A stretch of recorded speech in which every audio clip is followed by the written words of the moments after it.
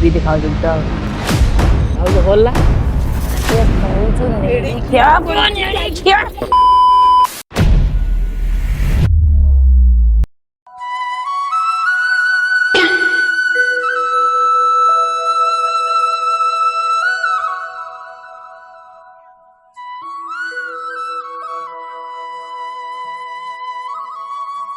ବାରଘାଇତାପୁର ଗାଁରେ ପପୁ ଏବଂ ଚନ୍ଦୁ ନାମକ ଦୁଇ ଜଣ ହିଷ୍ଟ୍ରିଆ କାଠୁରିଆ ରହୁଥିଲେ।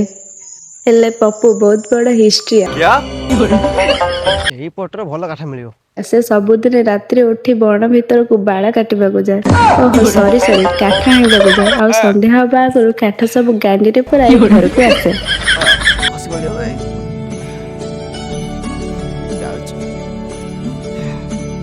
ହେଲେ ଏ ଶଳା ଚନ୍ଦୁ ସବୁଦିନ ଦିନ ଦ୍ୱିପହରେ 12ଟା ବେଳେ ଉଠିକି ବଣକୁ କାଠ କାଟିବା ନାଁଟି ଯାଇକି ବୁଢୀ ହାଡି ମାନଙ୍କୁ ରୁଣ୍ଡାଏ। ଛୋଟି ସବୁ କି ଭାଉଜ ମାନେ ବଇଛନ୍ତି ଯାଉଛି ଟିକେ ନାଳି ଯିମି ଆଉ ଭାଉଜ ଭଲ ହେଲେ ବୁଢୀ ହାଡି ସ୍ତ୍ରୀ ଲୋକମାନେ ତାକୁ ହିଷ୍ଟ୍ରିଆ ବୋଲି କହି ଚପଲ ଧରି ଗୋଡାନ୍ତି।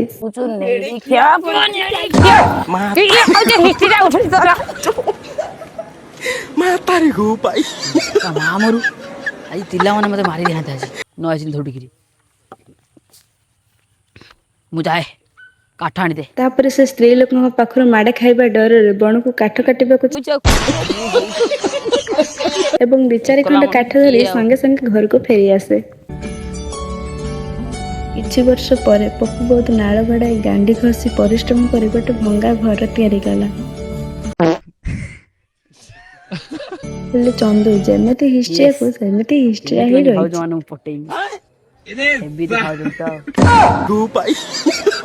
ଆଉ କିଛି ଦିନ ପରେ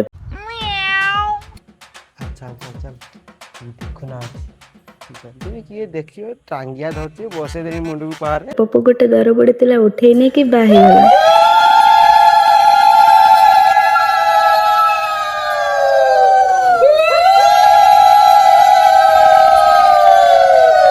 ଆଉ ଚନ୍ଦୁ ତାକୁ ଦେଖିଲା ପରେ ସହି ନ ପାରି ଚନ୍ଦୁର ଗାଣ୍ଡି ଜଳି ପୋଡି ଛିନଛତ୍ର ହେଇଗଲା।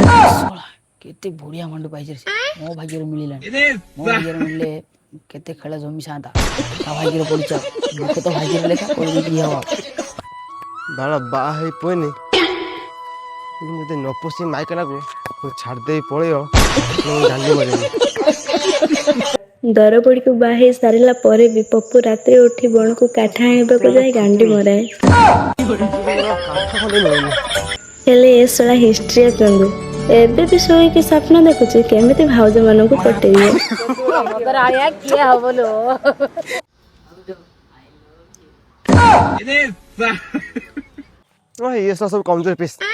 ଏପଟେ ପପୁ ବଣ ଭିତରେ ପଶିକି କୋରାଡିଟିକୁ ହଲେଇ ଚାଲିଥିଲା ଗୋଟେ ଭଲ ଗଛ ପାଖକୁ।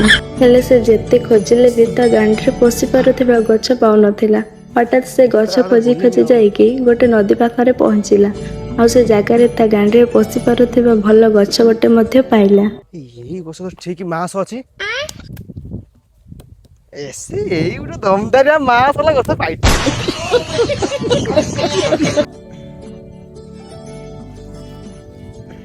ତାପରେ ସେ ତା ମନ ଖୁସି କରି କାଠ କାଟି ତା ଗାଣ୍ଡିରେ ପୁରାଇଲା। ହଠାତ୍ ସେତିକି ବେଳେ ଗଛ କାଟୁ କାଟୁ ତା ହାତରୁ କୁରାଡିଟି ଖସି ପଡି ନଈ ପାଣିରେ ପଡିଗଲା। ନଦୀରେ ବହୁତ ପାଣି ଥିଲା ଏବଂ ନଦୀ ଭିତରେ ଅନେକ ଗୁଡିଏ ପେଳଖିଆ ବାଳୁଆ ମାଛ ଥିଲେ। ପପୁ ଡରିଗଲା ଏବଂ ନଦୀ ପାଖରେ ବସିକି କାନ୍ଦିବାକୁ ଲାଗିଲା। ହଠାତ୍ କିଏ ଗୋଟେ ନଦୀରୁ ଗଭୀର ଜଳ ଭିତରୁ ବାହାରିଲା ଏବଂ କହିଲେ ମତେ ଗାଇଥିଲା ଦେବତାଙ୍କର ମାଣ୍ଡକିଆ ଅସୁର ବାହାରିଛି। ହେଲେ ଏପଟେ ଶଳା ହିଷ୍ଟ୍ରିଆ ଚନ୍ଦୁ ପପୁ ମାଇପେ ପାଖରେ ନସର ପସର ହଉଥିଲା। ପୁରା ସେକ୍ସି ଦେଖାଉଛି ପୁରା ବିୟୁଟିଫୁଲ ଆଉ ତା ମାଇପକୁ ପଟେଇବାରେ ଲାଗିଥିଲା। ଠିକ ଏତିକି ବେଳେ ପପୁ ମାଇପ ରାଗି ଯାଇକି ଚନ୍ଦୁକୁ କହିଲା ଝାଲା ମତେ ଡାକୁନି ଖିଆ ନସର ପସର ରହୁଛ ଏଠି ବାଳ ଅଛି ନା କିଏ ଯା ଏଠୁ। ଏଠି ଭୁଲ ଜାଗାରେ ହାତ ମାରିଦେନି ଆଉ। ତାପରେ ଚନ୍ଦୁ ଡରିକି ପଳେଇଲା।